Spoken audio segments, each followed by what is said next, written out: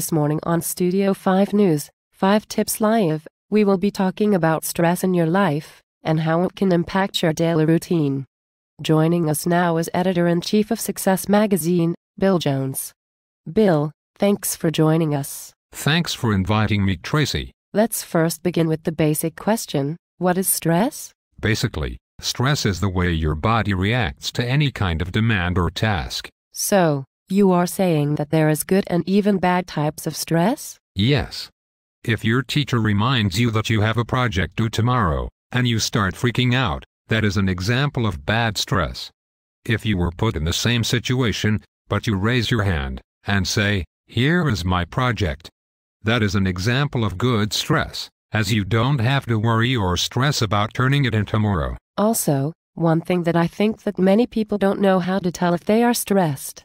What are the warning signs for stress? Warning signs of stress are usually divided into 4 categories: cognitive, physical, behavioral, and emotional. Usually, the most common sign of stress would be the feeling of being overwhelmed. However, other signs would include procrastination, aches and pains, hard time concentrating, and seeing only the negatives, or as Saturday Night Live calls it, a Debbie Downer, are all signs of stress. Now that we know how to tell if someone is stressed, what causes stress? Stressors, or situations and pressures that cause stress. Usually, many people would regard stress as anything that negatively affects their lives.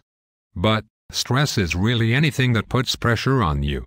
Some examples would include being in a relationship, buying a house, going to college, receiving a new promotion, or even any major step in life. Finally, what are some ways that someone can manage stress? The main thing that I always point out to people, when it comes to managing stress, is that it is okay.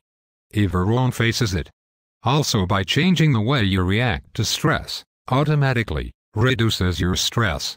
If you take on a project with an "I can do it" attitude, you will be less stressed than approaching that project with an "I will never be able to do this" attitude. Thank you so much, Bill.